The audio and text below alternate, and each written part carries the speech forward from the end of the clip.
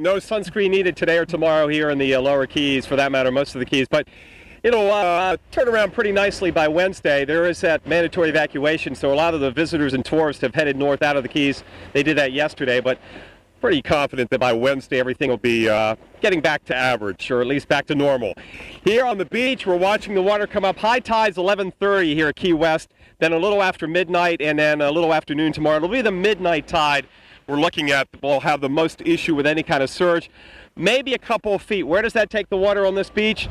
Maybe up to these palm trees. There's not a lot of elevation here, so you go up a couple of feet, you're going to bring the water up here. I think most of this certainly this cafe and bar, which was hammered by Wilma. With Wilma, the waves were breaking up by the fence with up to a 6-foot surge. These buildings right here along the beach should be in pretty good shape. Let's talk about rainfall. We need the rainfall here.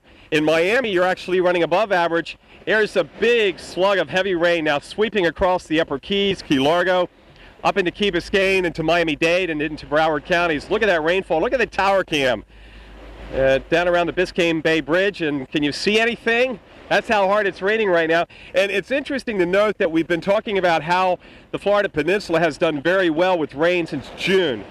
Well, not everywhere. Miami, you're running above average. You've had running above average by about 2.5 inches. You've had about 37 inches of rain, but 30 miles north in Fort Lauderdale, almost 8 inches less.